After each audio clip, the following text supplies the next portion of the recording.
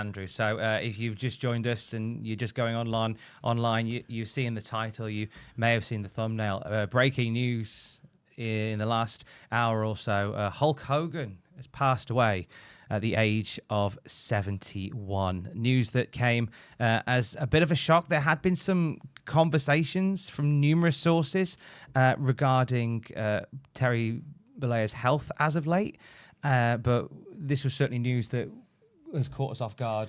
Yeah, today there'd been reports, obviously back and forth, that Hulk Hogan's health maybe wasn't in the best of conditions, which had been shot down by numerous people. Jimmy Hart was one of those, I seem to recall. Obviously, he's been recently linked with All American Wrestling, and they seem to be getting a deal in place already there for streaming.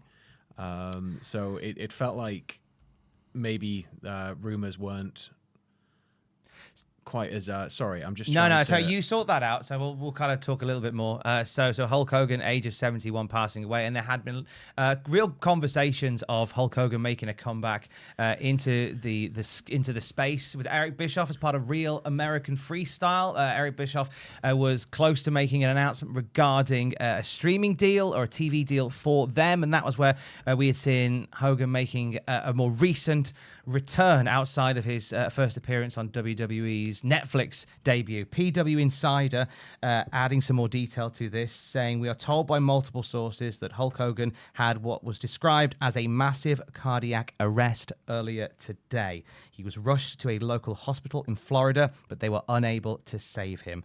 Hogan's passing was first reported by TMZ. Numerous other places therefore then confirmed it shortly afterwards.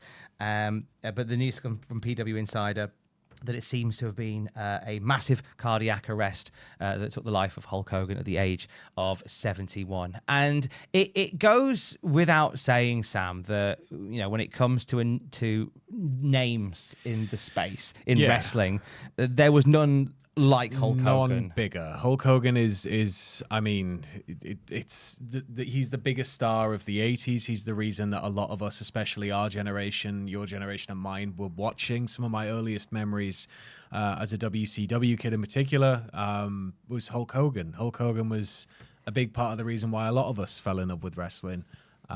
So it's a very difficult situation to sort of be dealing with, isn't it, for a lot of us as fans? Now you're going to have memories from Hulk Hogan, from his career, and you're going to have things that you want to put out there as well. The chat is open there. We've got the chat, and we're looking at that right now as this news is coming to us. In terms of Terry Bollea, born in Augusta, Georgia, he was the son of a construction worker and a dance teacher, but debuted in wrestling in the late 70s, 1977. Trained under Matsuda. Terry Boulder, wasn't he? It was, one of those early names was Terry Boulder, but it was, but the training by Matsuda was one that Hogan spoke of quite a bit. The story that Hogan told, and if one thing that will go on will be Hogan's stories. The one story that Hogan told was how Matsuda broke his leg on his first day of training, just to test him, to see if he would come back out. Yeah, and consequently, he did come back, and he ended up training under Matsuda. And it was a visit the one day by the Briscoe brothers that changed Hogan's fortunes. He was training there, and the Briscoes took one look at him. They handed him a pair of boots and said, "You're making your debut next week." Little pop quiz. Do you remember who his debut was against? I couldn't tell you who his debut was against. Brian Blair. Brian Blair was Hogan's first match. And from there, he was off to the races with CWF. Wasn't there for ages. He kind of got a little bit fed up being under the tutelage of Matsuda. Ended up going to Memphis with his... And actually gave up wrestling for a little while. Yeah. Ran a nightclub called The Anchor. Right. And set up a gymnasium as well. And this is where Ed Leslie enters the picture. Right. Where he and Ed Leslie end up getting back into wrestling as, I believe, either the Boulder Brothers or the Golden Brothers at this point. I think it was... Well, they were both, I think, at different points in time. But is this by the point they get into the AWA? Nearly there. So Memphis first, little journey to Memphis, but it would Hogan would really sort of find the pieces that would make him Hulk Hogan in the AWA under the trainage of Vern Gagne. and when he was there was where he became just this superstar, this what would become the archetype. The archetype of what would become the quintessential pro wrestler for an entire generation. But like AWA, he would never, ever really get the chance to be at the tippy top. He was always in or around the top, but because Gagne didn't see him as somebody with legitimate credentials, it got to a point where fan sentiment was so rabid for Hogan that essentially it was undeniable they wanted him as champion, but he'd be routinely screwed out of it. A big part of the reason that I believe he ends up he was with Vince McMahon Sr. for a little while, I believe, before the AWA.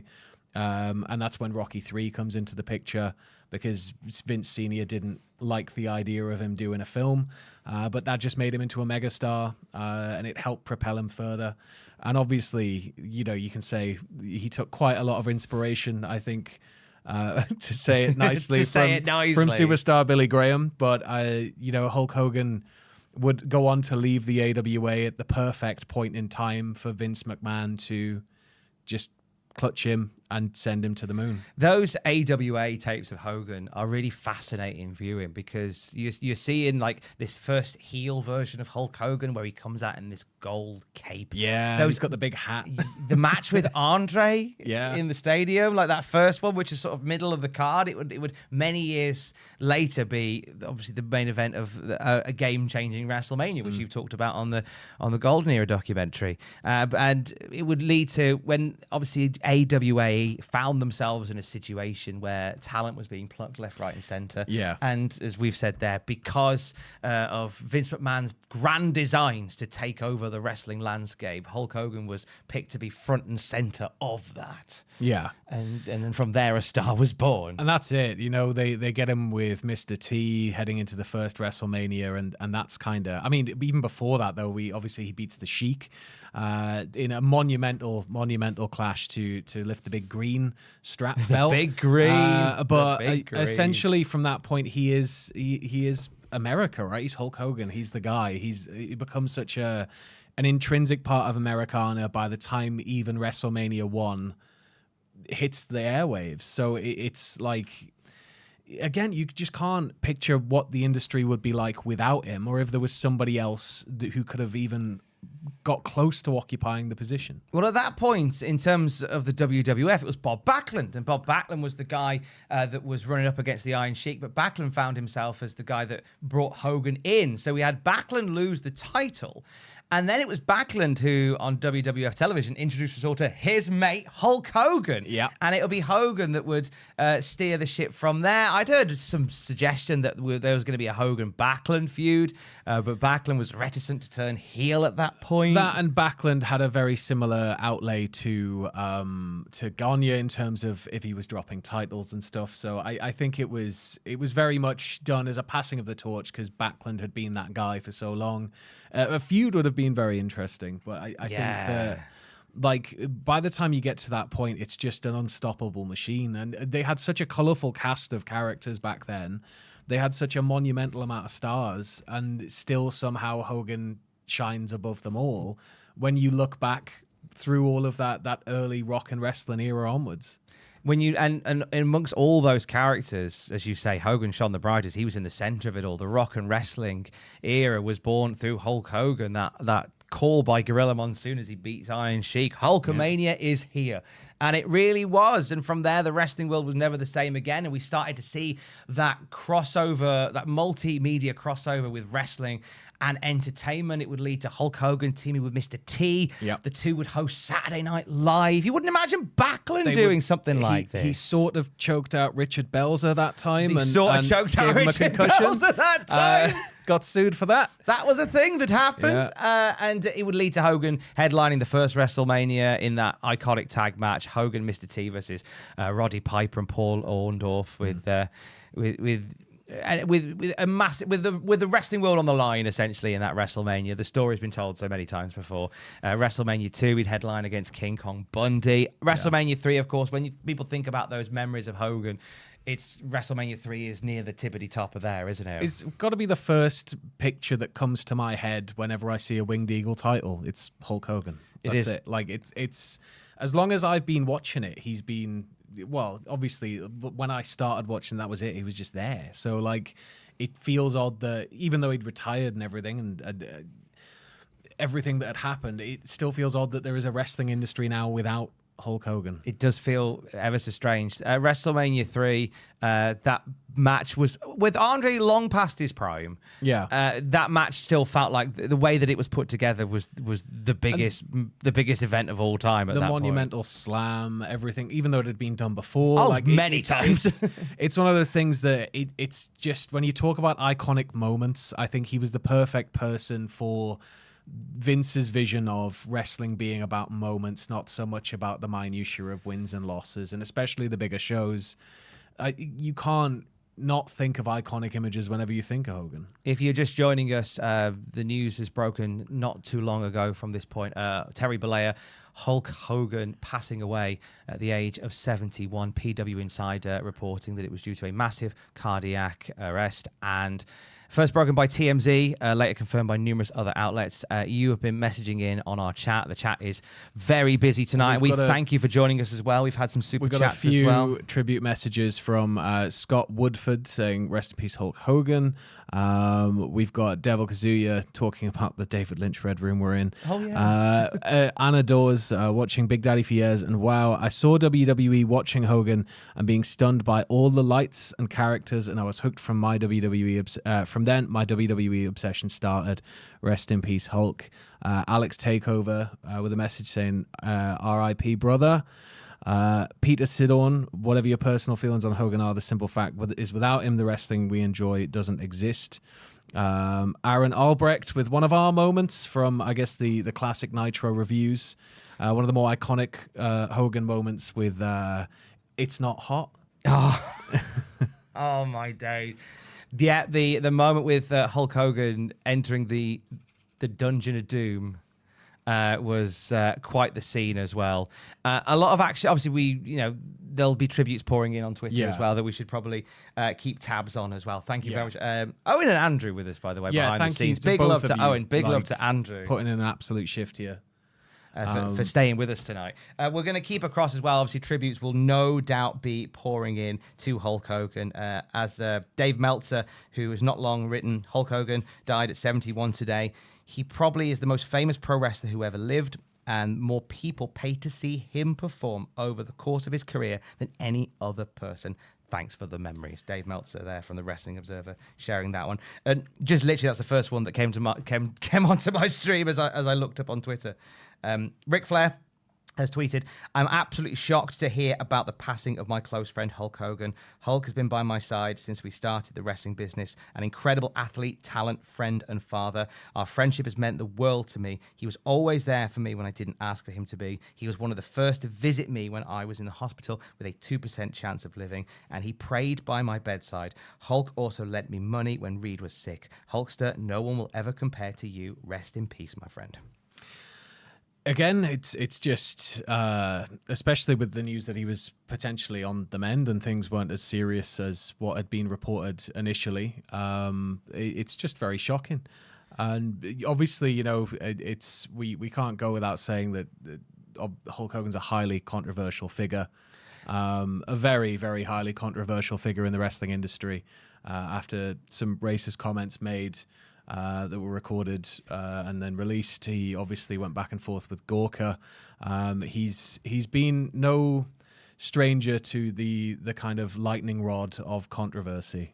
His last appearance on WWE TV was testament to that, in the sense that the reaction to Hulk Hogan on TV as a result of these reports was very, very clear. A lightning rod for controversy, absolutely the best way to describe it. Charlotte Flair putting out a tweet saying, when I nearly lost my dad 8 years ago, one for the few people who was there for all of it was Hulk Hogan. My heart breaks for Nick and Brooke. Rest in peace, brother.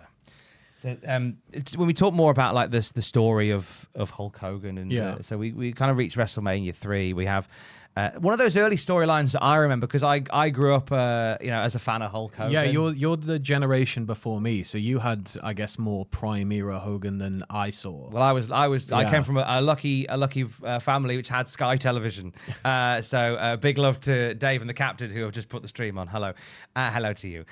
So Hulk Hogan was absolutely a name in our house. Yeah. Without a shadow of a doubt. And the stories that were told when I was growing up, it was him and Randy Savage. First of all, as a tag team, as the Mega Powers. Yeah. And then as Mortal enemies at WrestleMania 5. Oh man, with the whole Miss Elizabeth situation, it's probably one of the most iconic feuds in WWE history. But goddamn, the Mega Powers exploding is, I mean, everything from the initial handshake to the explosion, the ridiculously over the top 80s action movie handshake to the to them falling apart and to them feuding.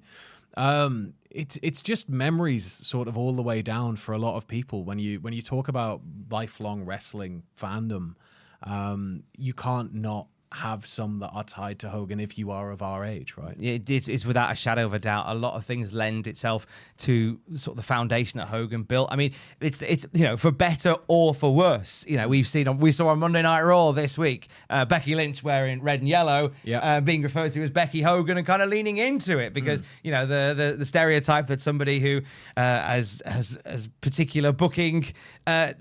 Autonomy, should we say? Yeah, is something that comes part and parcel with what Hulk Hogan was about. Certainly in the latter years. Of course, the creative control that doesn't work for me, brother. It's again like Hulk Hogan, regarded as one of the biggest politicers in the wrestling sphere, especially his run through WCW, which comes obviously after leaving the WWF. Was it WrestleMania 8? He's gone by then, and then he turns up at Turner at WCW. They have a whole parade for him, and initially he's just same old red and yellow Hogan, but slowly we start to build towards the NWO, which is, I think for a lot of people my age, it was, NWO and DX. NWO was cooler. And you talk as well about those moments that encapsulate wrestling and how Hogan, for better or for worse, is so intrinsically woven into them. 1996 Bash at the Beach. Yeah. The heel turn that saw Hulk Hogan basically form the New World Order on that night. Was potentially something that might not have happened. Like there's stories about the fact that he was maybe adverse to the idea of going heel because it would affect bottom line. It would affect things like his merchandise sales, everything else that goes with it, public perception of him as this American hero. But ultimately, when he runs down there and it looks like he's going to save the day. But whose side is he on? We get the whose side is he on? What are you talking about? And then we get the leg drop, and then that's it. It changed wrestling massively. But and also the thing with that is when you look back and which we do on the classic Nitro review, which by the way, the next 2 weeks of Nitro reviews, we recorded them before this happened. Yeah. So just a heads up if it's weird that we don't reference it, because we recorded 2 weeks worth.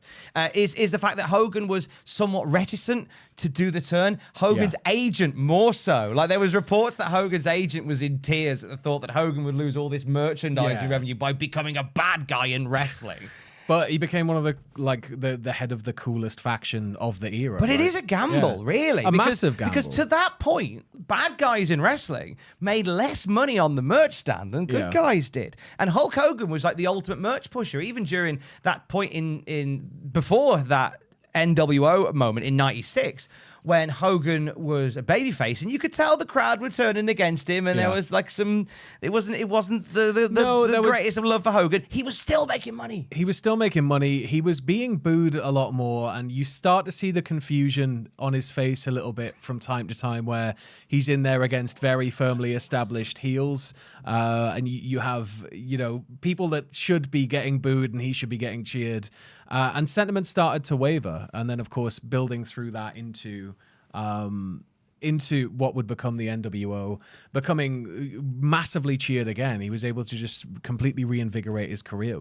Really was. If you're just joining us right now, the news has broken that Terry Bollea Hulk Hogan, one of the icons of professional wrestling, has passed away at the age of 71. TMZ broke the news. It was PW Insider that reported that it was as a result of a massive cardiac arrest, I understand. I'm going to get massive cardiac arrest earlier on today. Tributes have been pouring in from wrestlers all over the wrestling universe. You've been messaging in as well. The chat is very lively. Of course, share your favorite messages from the chat as well. We've had a few messages of tribute coming in as well.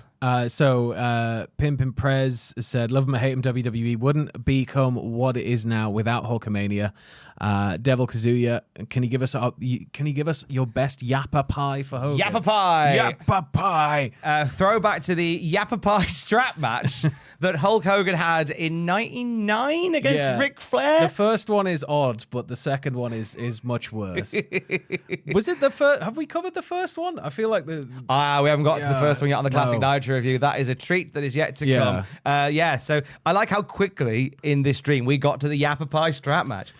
Some tributes from across the wrestling landscape as well. Mark Mero tweeting, deeply saddened to hear of the passing of my friend and wrestling legend Hulk Hogan. Terry Gene Bollea, known to millions as Hulk Hogan, was more than an icon in the ring. He was a man with a big heart and a genuine desire to help others. He was a proud supporter of my school. And he goes on to say, my school program champion of choices, and was always willing to lend a hand, whether it was recording a promo to help us book school events or signing an autograph for a student who was hurting. One moment that speaks volumes about his character was when he took the time to personally call my friend Delvis Franco, who was battling cancer, just to lift his spirits. I'll truly miss him. He was one of the greats, not just in professional wrestling, but in the way he treated people. Rest in peace, Hulkster. You will always be remembered, brother. Jake the Snake Roberts tweeting, it's hard to put into words what Terry Hulk Hogan Bollea meant to professional wrestling and entertainment. He may be gone, but his memory and legacy will live forever. Brutus Beefcake. So Ed Leslie, long-time best friend of Hulk Hogan. Hogan's closest, I guess, on-screen affiliate for the larger portions of his career. It's got to be... Yeah, I mean, most of Hogan's career when he was working in and around other people, and of course Ed Leslie was one of his best friends, so we'd often see Ed Leslie popping up various places Hogan was, wherever he was. He says on Twitter, through the good times and the bad, I always loved my brother Terry. I am devastated by the loss of my friend. I only wish we had time to mend our broken friendship before his passing. Until I see you, brother, in the big squared circle in the sky, I love you. Sergeant Slaughter, who obviously headlined WrestleMania 7, a strange old WrestleMania, that one, which was meant to be in one venue. And so it was supposed to be in the LA, I think it was the Coliseum. LA Coliseum. It ends up in the Memorial, or it was supposed to be in an outdoor stadium, but it ends up in the Memorial Coliseum instead. It was a very strange storyline heading into it where Sergeant Slaughter had turned his back on America. He'd aligned with Saddam Hussein. He was sort of anti-America.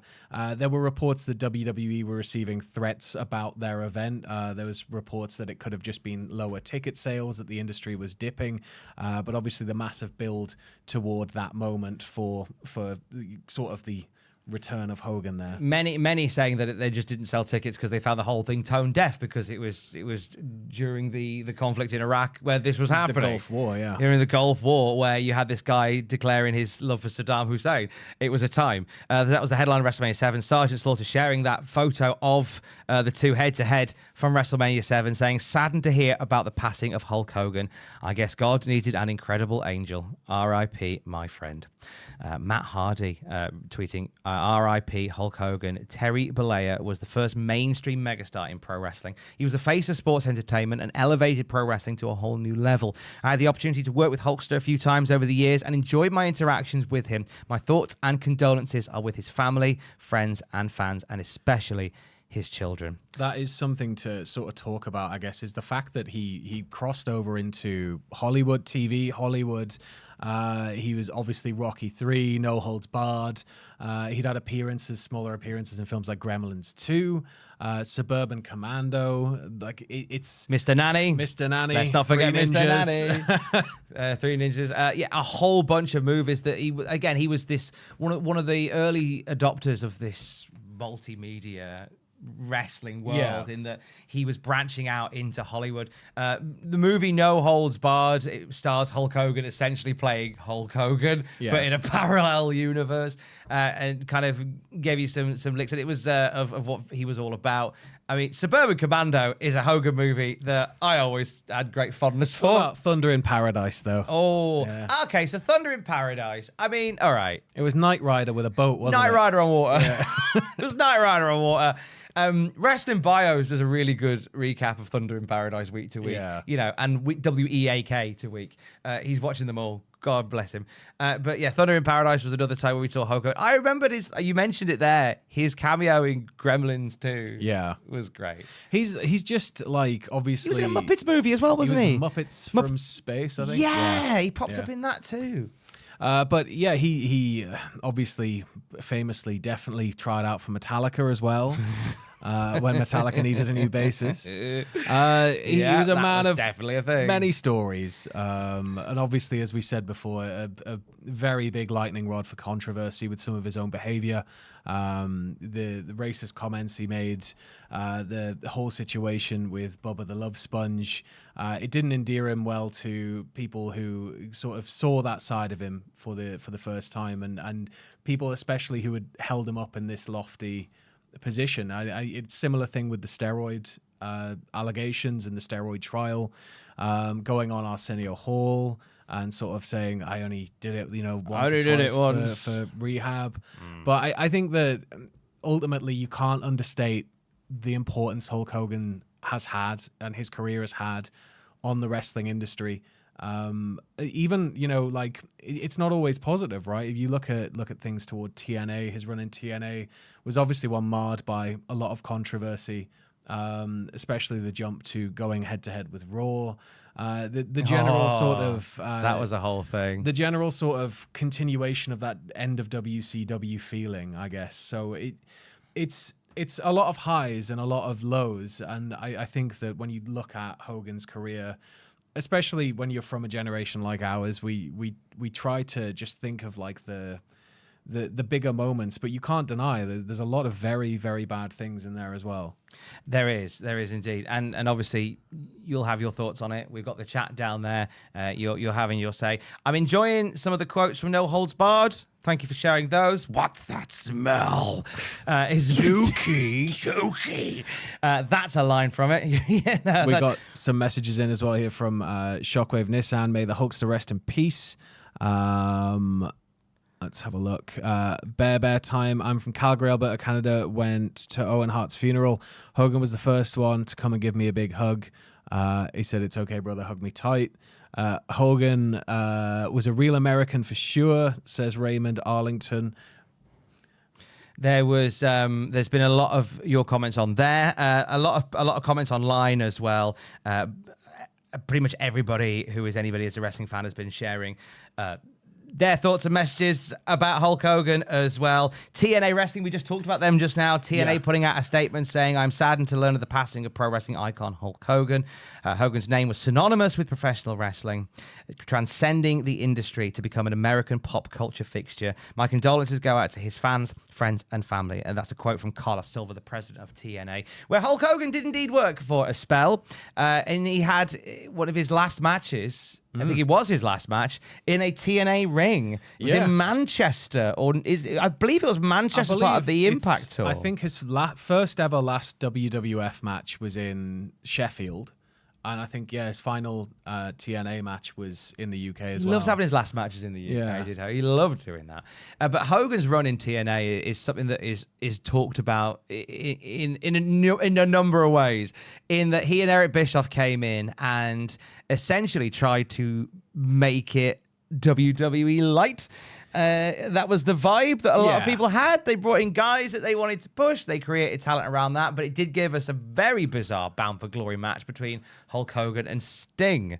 If you remember correctly, that was the thing that definitely happened. Hogan, as they would sort of finish up in ring with TNA during the UK tour, and it was an unusual run. There's a whole video. Actually, it's so funny because I think only recently TNA uploaded to YouTube like the entire story of Immortal, which was the faction that Hulk Hogan had in TNA wrestling. He ended up with it tattooed across his shoulders, didn't he? Did he really? Yeah, I'm sure he had Immortal tattooed on his shoulders. I had no idea if that when was I the case. when I think back to some of my earlier viewing, obviously it was NWO, and then when NWO came into WWE, it wasn't the same. Times had moved on, but it did sort of eventually give way to something that I really enjoyed as a kid, which was Mr. America, and I don't know why.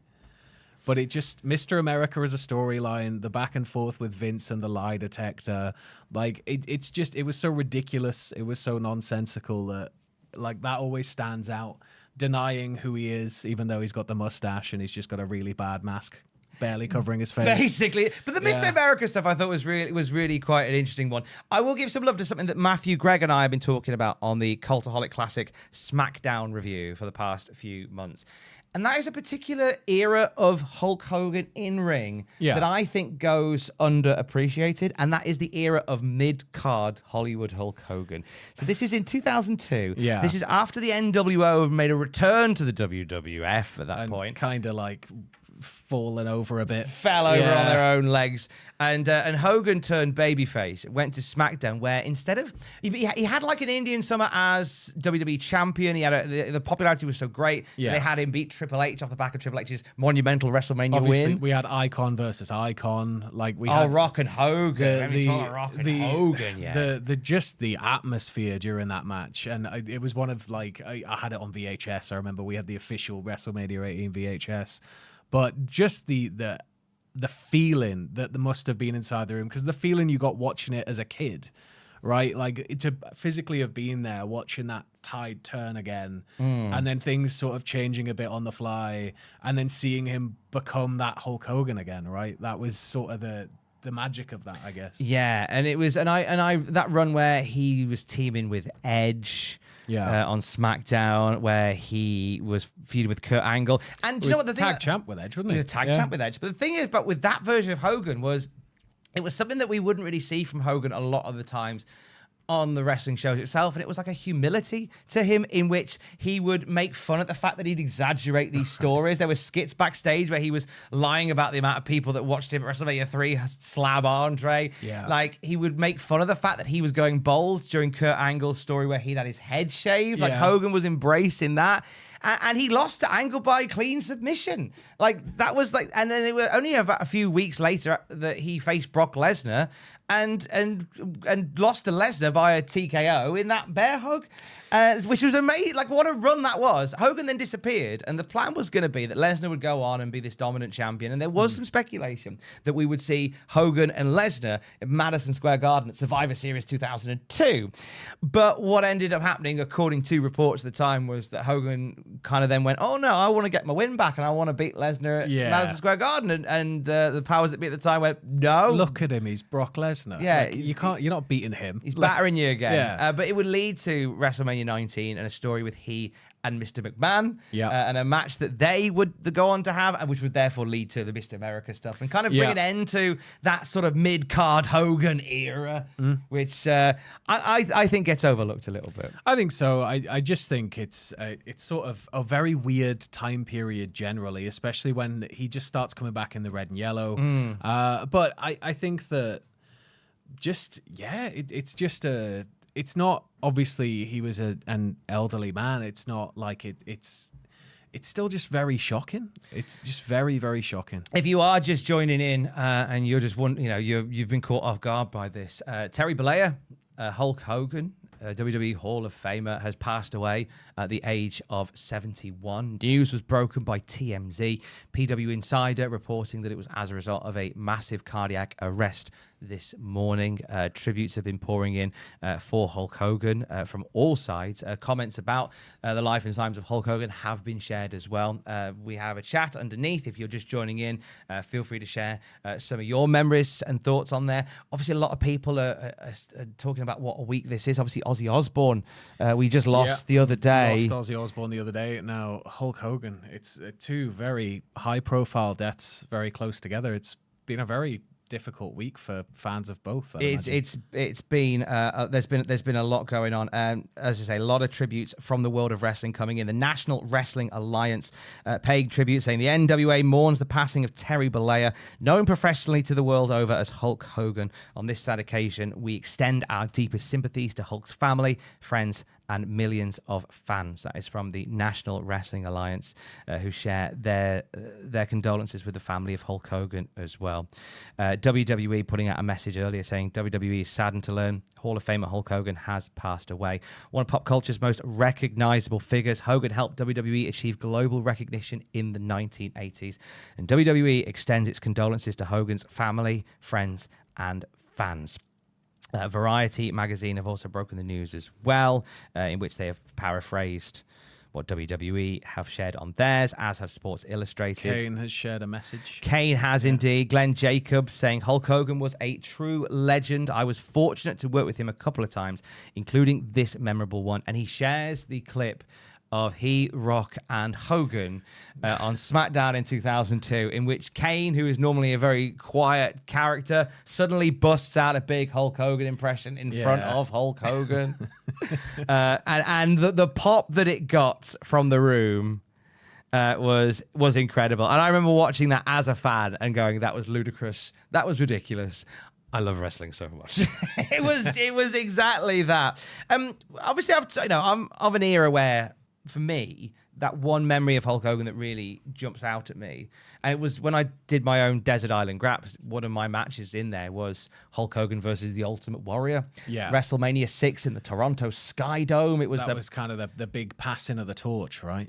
The passing of the torch. But well, in theory, it was with the Ultimate Warrior, then Intercontinental Champion, just on this unstoppable streak, and he and Hogan had this little showdown in the Rumble, which had whet the appetite somewhat. Yeah. And then we had the match itself and the wild promos that led to it. Yeah, were these the promos where Warrior was telling him that, like, when he slammed him, it was going to be, like, worse than any car crash, any, like, multi-car pile-up. It was going to be, like, some...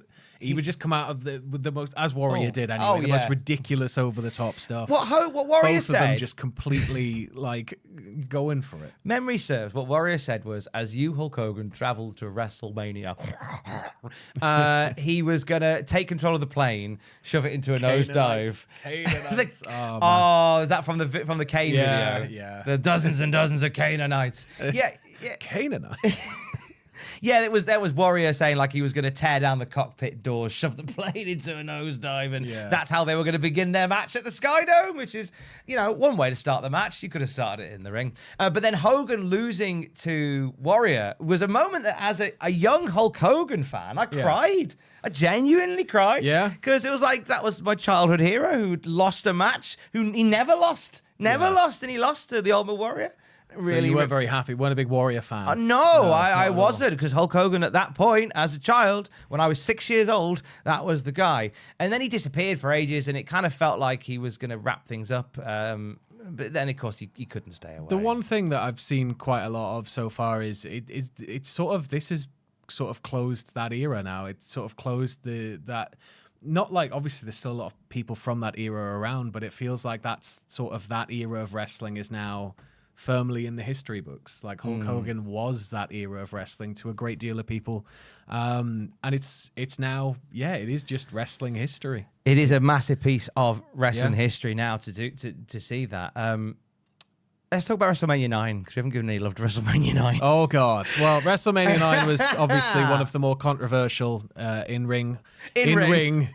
It's nothing compared to the actual controversies, but one of the most controversial in-ring moments is obviously him coming back with a mysterious black eye, with a load of makeup on it, and managing to just run in and take the title at the last second. Yeah, Bret Hart, Yokozuna, main event of WrestleMania 9, and Yokozuna wins. Hulk Hogan comes out. Yokozuna wins via salt thrown in Bret's eyes, doesn't he? Oh, there was shenanigans there. Earlier in the day, apparently Bret and Hogan had like a chat, and Hogan had kind of hulked Bret up for it. Yeah. So then when Bret loses this match and Hogan's there to comfort him rather, it's Mr. Fuji who says to Hogan, "You'll fight Yokozuna right now!" And Hogan does, and within 30 seconds wins the WWF title. title. This whole thing happened because WWF was in a little bit of a slippery slope. Bret Hart as champion wasn't really, in terms of the box office, cutting the mustard. And this was a call by Vince McMahon to put the title back on Hogan. Hogan had said, look, I'll do it, and then me and Bret Hart can have a match at King of the Ring to determine the true champion. I can pass the torch there. And in kind of what became a little bit of a catchphrase of Hogan's, he kind of ended up going in not as many words, that doesn't work for me, brother. Yeah. And we never saw the match. And it was also during that title reign that Hulk Hogan went to Japan, where he was fighting in New Japan Pro Wrestling. He had the WWF title on the table at a press conference. And he compares it to a Christmas trinket, like an ornament. This is a toy. The belt I want is the IWGP That's belt. a real title, yeah. And I was like, wow, that's the thing. He never had that match with Bret Hart. He'd lose the belt to Yokozuna. He would finish up his WWF contractual dates whilst on the UK Rampage tour, which is, I think, his last match in Sheffield. Yeah, he finished up in Sheffield. And then he'd disappear. And then from there, he would take a little bit of time out. And then the ticker tape parade. Yeah, Disney. Was it Disney, wasn't it? Yeah. Would welcome him to World Championship Wrestling. And he came over. He had Jimmy Hart and everybody waiting there ready for him. But everything was, red and yellow. He was riding on the back of a red and yellow convertible. And then in he comes straight into, I guess, like the first major thing we covered when we started covering Nitro was the Dungeon of Doom. Mm-hmm. And obviously it was an odd time for wrestling because on the one hand you had this groundswell of companies like ECW starting to eventually move toward a bit more of a modern style at the time, a bit more aggressive. But this was still kind of like, even though it wasn't working for the WWE, they were still kind of doubling down on that comic bookiness. And it was almost like a crisis of confidence time for WCW, right? Because it was like you had these younger guys coming through and you had the occasional international star. And then it would just be sort of like, but we've also got the Dungeon of Doom, and they're managed by Jimmy Hart for some reason. And they exist on a mystical plane where the water's not hot. And Hulk Hogan has to travel with a sword or something through this dimension. And he arrives in this big spooky cave full of fog machines. And it's utterly ridiculous, but it's still burned into my brain. It's seared into my brain. When Hulk Hogan came into WCW, he essentially hired a bunch of his mates from elsewhere that he could bounce around the ring. And that was kind of what the plan was. The 5-year plan for World Championship Wrestling was just to make it the Hulk Hogan show. It worked for the WWF for all these years. Let's do it here. And we saw like a whole cast of characters from the golden era coming in, making this big lucrative money because they were mates of Hogan. The one thing during that era that we never got was Pastamania in Britain. It was never. We got to talk. Never got Pastamania. Put a pin in Pastamania.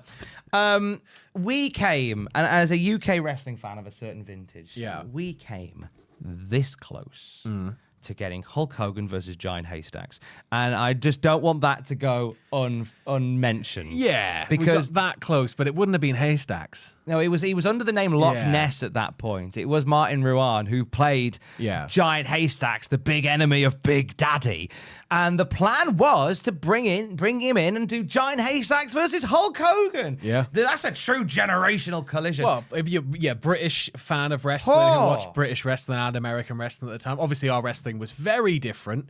I think our wrestling had a very big crisis of confidence all its own because we had all these amazing workers like Rollerball Rocco. There's a very catch-can style, and it's something you see even now in British independent wrestling. It's all very, it's all kind of catch influenced with certain people.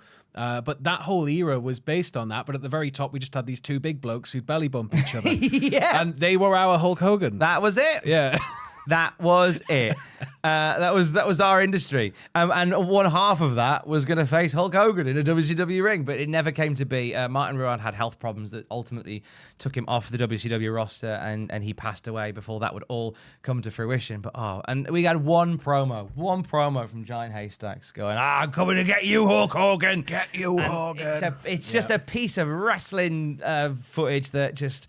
I watch every so often just to make me smile, to go how close we were to truly bridging the Atlantic. You would have been Hulk sat Hogan, there with a Giant half and half kit on, wouldn't you? Yeah, you know as what? a kid, conflicted. You know, we had the tea, the Boston Tea Party. Yeah. and then we would have had Hogan haystacks, and everything would have been fine. Everything would have returned everything back. Everything would have gone back to as it was. It would have all been fine. But that was part of Hogan's babyface run in WCW that ultimately led to the birth of the New World Order, and it's Hogan once again changing the landscape of wrestling, the world changing with him in the center of it. Yeah, and we got another couple of messages here. Thank you very much for the conversation in the chat and the super chats as well. Andrew Motre, Hulk had a hand in changing wrestling twice, both with Rock and Wrestling and the NWO. True paradigm shifter and a legend regardless of his views. Is an icon, he says. Project Chocobo saying, of the first 10 WrestleMania main events, only Mr. T, DiBiase, Slaughter, and Brett are left. Wow. That's a chilling statistic. Yeah, it's horrible to read that, isn't it? That is a chilling statistic, that is.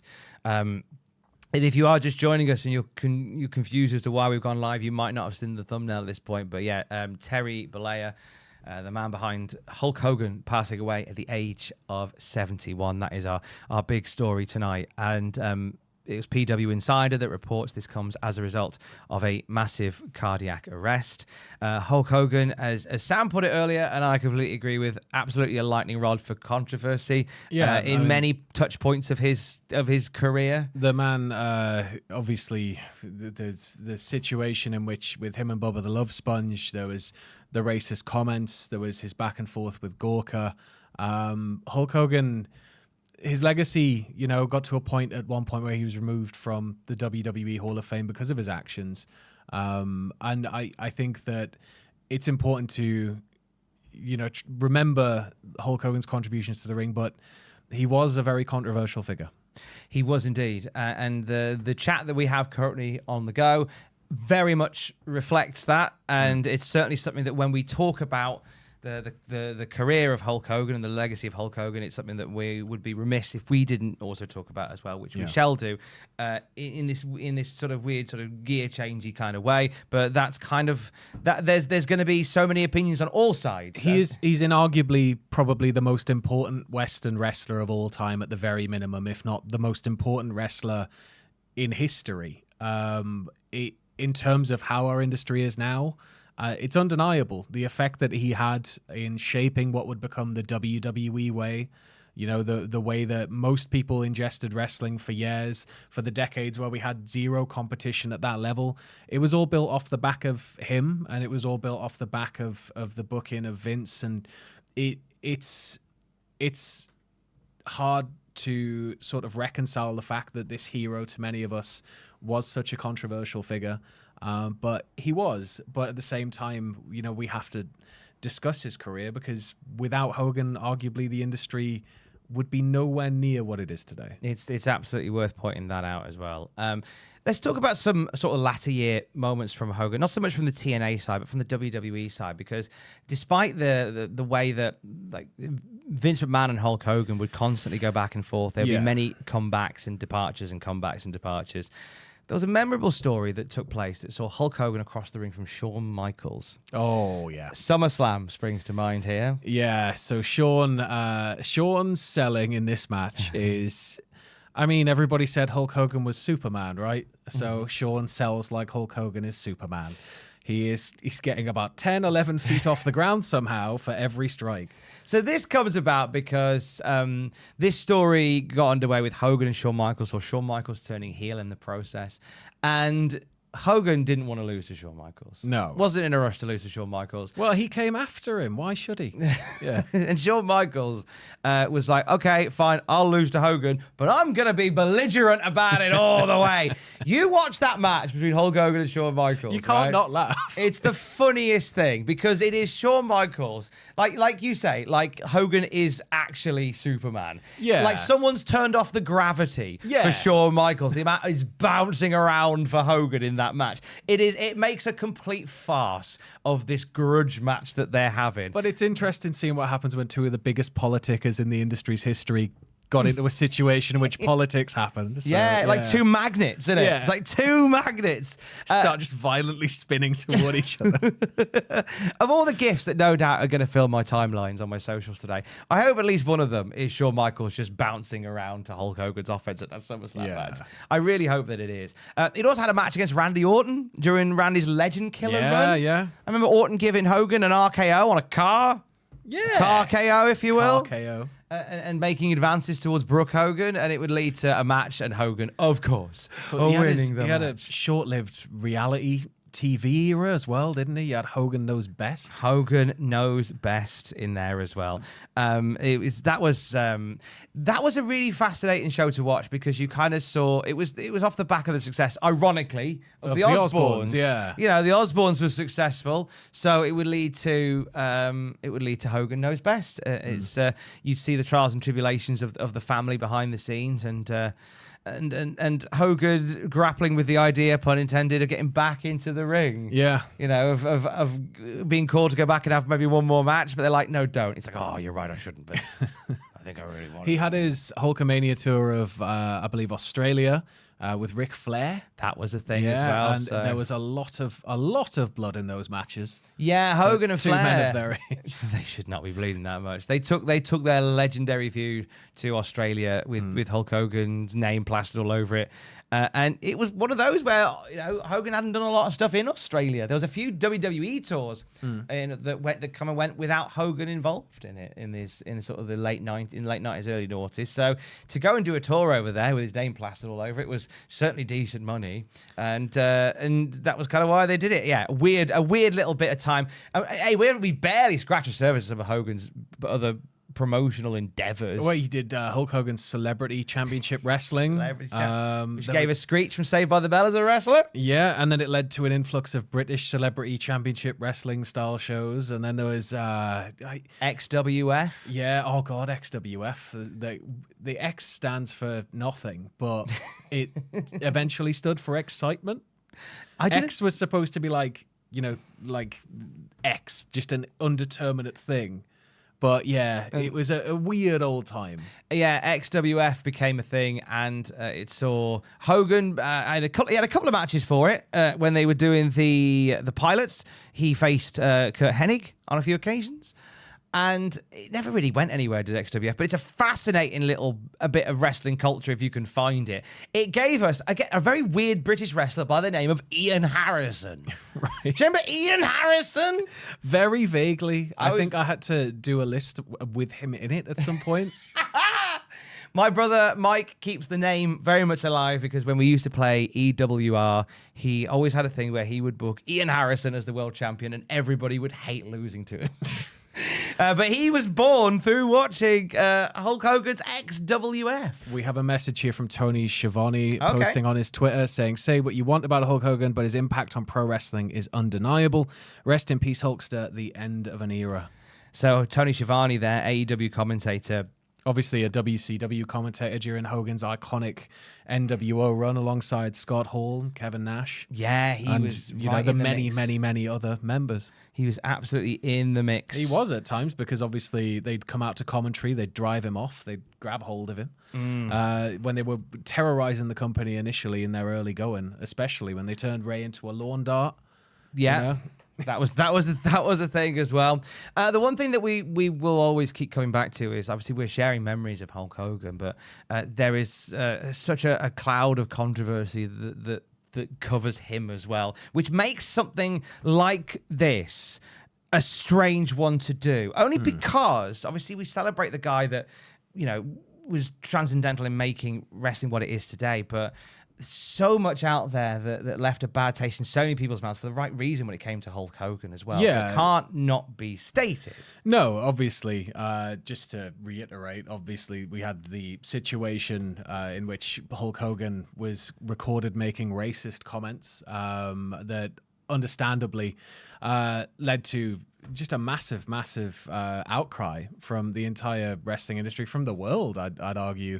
But yeah, Hulk Hogan made some very racist comments. There was the situation with being recorded with Bubba the Love Sponge's wife. There was the back and forth with Gorka, which I think comes off the back of this. in which he ended up suing Gorka. There's been no shortage of controversial situations, but I think Hogan is obviously the biggest controversy he dealt with by his own actions was his racist comments, and it was something that would always follow him. And when he turned up back in WWE, whilst there was always going to be some loud reaction from there was always boos as well. There was, I think the final appearance he made on WWE television on Netflix debut was something that caught him off guard, and you could tell because the reaction was so volatile towards him that he ended up I don't think I've ever seen him move as quick to get out of the spotlight. In all fairness, he was obviously as well most recently linked with Real American Freestyle Wrestling, which he was on the board, wasn't he? He was sort of him, Eric Bischoff, everybody else intrinsic in bringing that to what's now apparently a streaming deal. But only time will tell what's going to go on with that. He'd launched Real American Beer. There was a lot of sort of marketing in a similar to Ric Flair vein, I guess.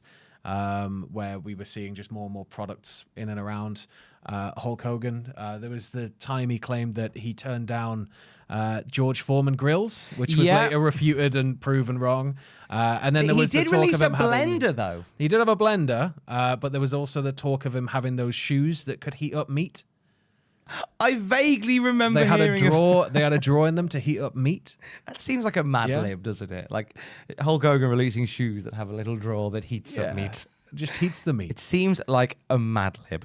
So the last that we heard from Hulk Hogan in the spotlight was he'd reunited with Eric Bischoff, and they were launching Real American Freestyle. This is going to be a freestyle wrestling promotion, kind of given the bells and whistles of sports entertainment. Hogan, Bischoff, both chosen as figureheads for it, and they'll be playing a role in there as well. We were no doubt expecting Hogan to play some sort of on-screen role in some way, shape, or form as well. We know they'd recently hired Kurt Angle to be the commentator for that. That was something we talked about recently on the news for Cultaholic.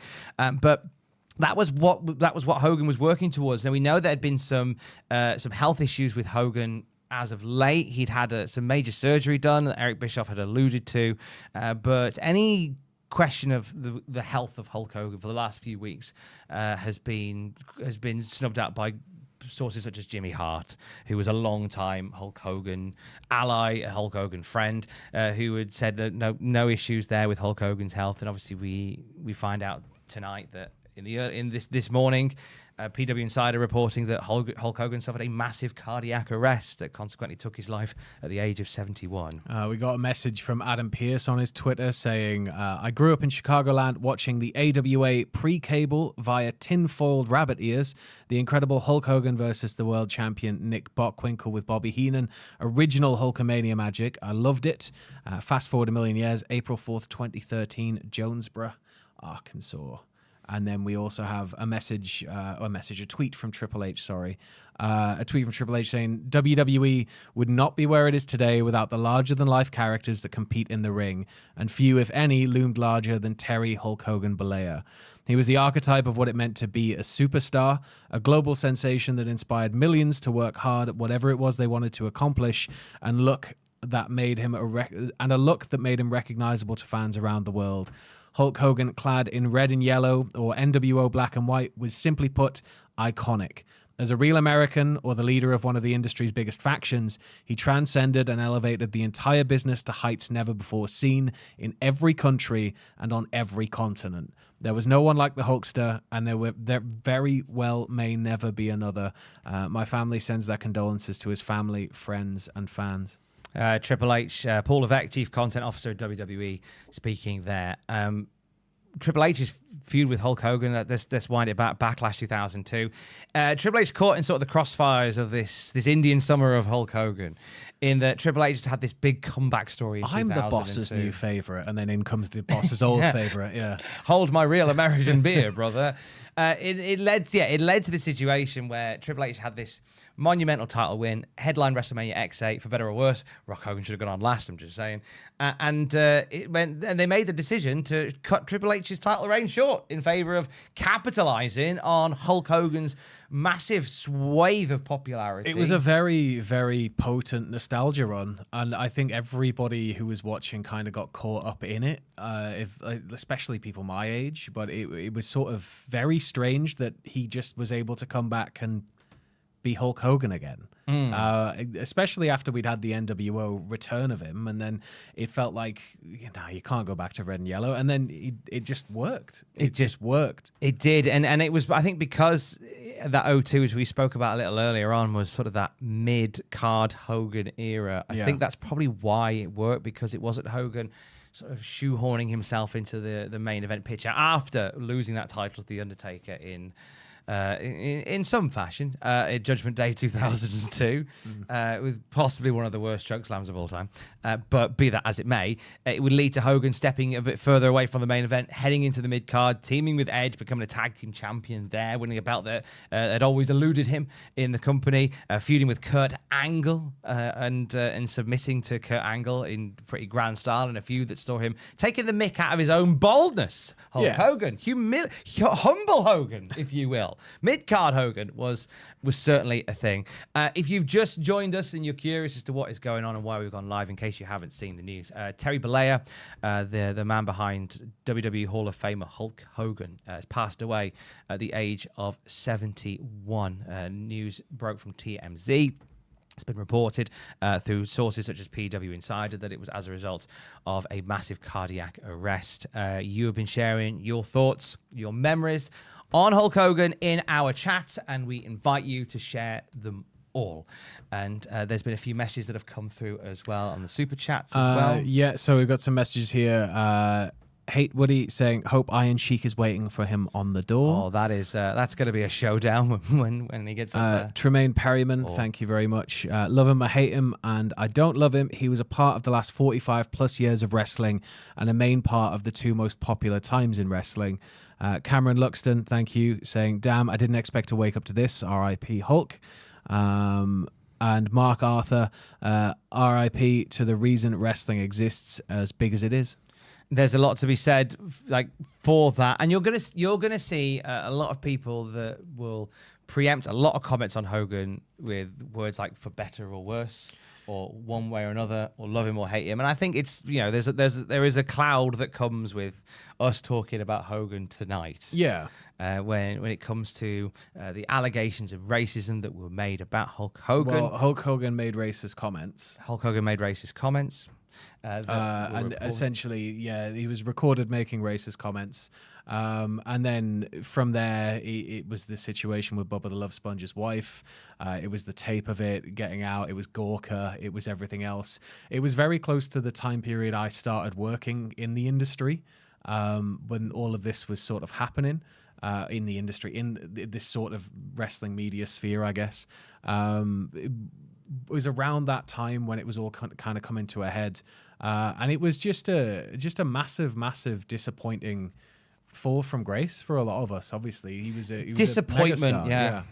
I think it was that was the way to say it, because it was somebody that we'd sort of held in such high esteem for so long, and when these comments, which were recorded, were revealed, you're devastated, and for many, you would never recover from that, and you can tell by some of the reactions that he got in the years that followed, this was something that was never just going to go away. And it was more a case of, I'm not sorry I said them, I'm sorry I got caught. Yeah, essentially. So there's a reason that the controversy stuck around, and it was sort of the egregiousness of what was done. And then everything from there onwards has been tainted by those actions. So I at the same time as we're saying he had such a massive impact on the industry as a whole, that it's just probably the biggest loss the industry's ever faced. It's certainly up there in terms of what the wrestling industry would look like without Hulk Hogan in it. And if you take Hulk Hogan out of the timeline, then there's a lot of things that don't fall in the same way. Of course, wrestling would have gone on. Yeah. But the question is, would it have become as as big as it did? Would it become a mainstream in the way that it did? Would it have become as big to the point where it would launch other companies into the stratosphere, where it would become part of the cultural fabric of society, which it really did during the golden era? He bled over to become sort of the archetype of what, when people said wrestler, they thought Hulk Hogan. Yeah. When people said wrestling, they thought WWF. And that would go on to be sort of the industry standard after the death of WCW. At that level, people, even now, some people still, wrestling, it's just WWF to them, or WWE now. It's still Hulk Hogan to them. So I think that it is very much the closing of that era completely. There's no bigger star of that era. This is it, sort of done. There's certain names that people, that mainly casual people associate with, in the sense that when you think of wrestling, casual people think of the WWF, and still call it the WWF. When you do an impression of a wrestling commentator, you do an impression of Jim Ross. And when you think about a pro wrestler, when you talk about what pro wrestling is, you think of Hulk Hogan. That's a go-to, and because of the way that he along with the machine behind him, revolutionized the business. Of course, I think he was the perfect person at the perfect point in time with the perfect promoter lined up to push him to that stratosphere. And without somebody the scale of Hogan, we might still have had some form of involvement of celebrities. We will have always had wrestling, but I just don't think it would ever have gotten to the point where it reached over into the mainstream, where we had kids' morning cartoons, where we had everything else tied in. Like action figures became bigger and bigger, and it was sort of the entire industry changed on the back of the success that came from the 1980s wrestling boom. Everybody made money from that as a result. A few more tributes have come in from across the wrestling landscape. John Layfield tweeting in, one of the reasons I got into wrestling, Hulk was always so nice to me and was one celebrity that I wanted to see all the kids. I brought over from Bermuda. R.I.P. legend. There will never be another. Hulkamania never dies. Kevin Nash tweeted, I lost another brother. Icon doesn't even touch it. Rest in power, my friend. NWO for life and beyond. Sting tweets out, Hulk Hogan, the greatest of all. Can't thank you enough for all that you did for me and for wrestling fans all over the world. I loved you and I will miss you. My friend Terry Bollea, R.I.P. We've got a couple of messages here from viewers as well. Duck 500, what do you think it'll be like when Hulk Hogan dies? Jay Lethal to Adam Pacitti on a train to WCPW. Rest in peace, Hogan. And A Centeno, thank you very much. You said, rest in peace, Hogan. But let's be honest, it's been years, at least a decade since he's been relevant. He was important, but it's been a while. But I think it's not so much his recent contributions to the in-ring side of wrestling. Because obviously, after his actions, there was likely no chance he was ever getting back in that position. Or at least it felt like that until WWE did start bringing him back. But I think it's just overall to look at the landscape and how much it changed with him as this magnetic, say your prayers, eat your vitamins, drink your milk. Like it was sort of, it just took over the world. It's funny because the line you said there, say your prayers and drink your milk, was a parody of that the Blue Blazer did. Yeah. Which shows you, again, the impact culturally that Hulk Hogan had, in the sense that the lines that he gave us were parodied for years to come. Yeah. And they were played People are off never, from years everybody's going to say brother for the rest of time. That's it. Cutting a fake promo or whatever, everybody's going to, punctuate it with brother. That doesn't work for me, brother. Yeah. It's going to be a line that is used in wrestling locker rooms forever. The mustache will probably be retired. I don't think anybody else will be able to have a blonde horseshoe tash. There won't be anybody. Yeah. Except that one guy at Huddersfield train station that time who was accused of being in Hulk Hogan fancy dress. I'm glad we got a nod to him during this. I think he'd be glad. Tell him what you've come as. Tell him what you've come as.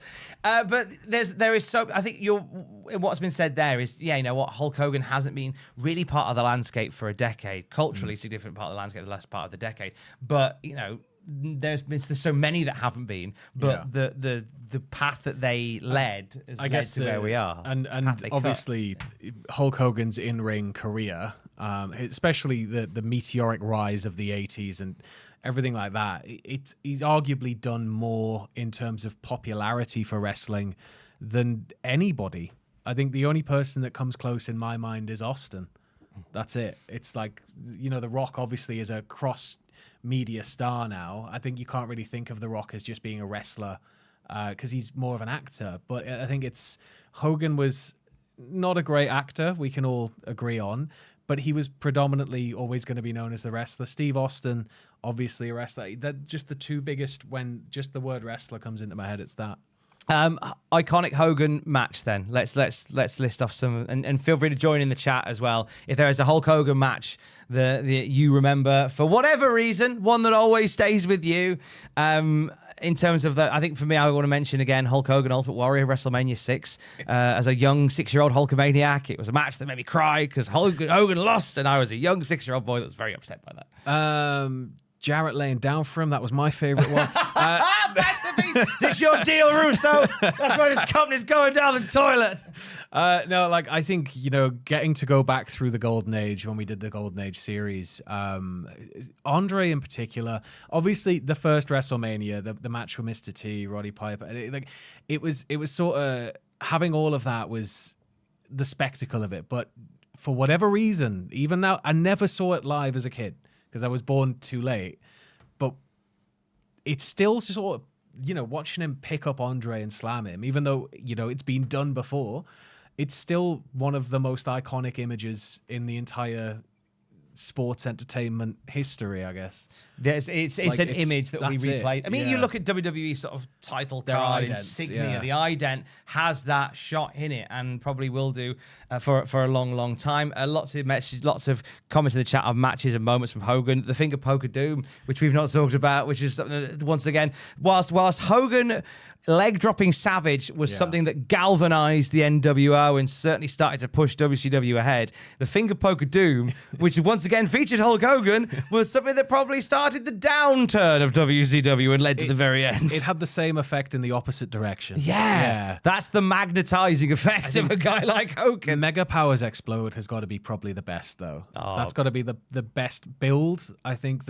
And then when you finally, I think it's on the back of that, you've got eventually the reunification of Liz and Savage way down the line, which is just another iconic moment. But I think just everything down to there was lust in his eyes. Like it's just that era must have been so special to have lived through. Like on the weekly, watching that or watching it month to month, however it was consumed. But like I wish I could have been there to see some of it live. But I'm very thankful that for my job I've being able to go back and digest the whole thing. Hogan Rock is one that always will come up. We've mentioned that already. WrestleMania X8. Oh man, the chills. And if you watch that match with the sound off, it's not as good. You've got to have it with the sound on, and it's the way that Toronto, I think, always had a special affinity for Hogan. Well, it's Bizarro World. It's Bizarro World, and it was how the plan was going to Hogan hit the Rock with an 18-wheeler. And Hogan was still the babyface that night. And Hogan, the crowd made Hogan the good guy that night. And Hogan and Rock, both masters of their craft at that point, just saw that, felt that, and spun it on the fly and created a moment. And it's magic. It's magic.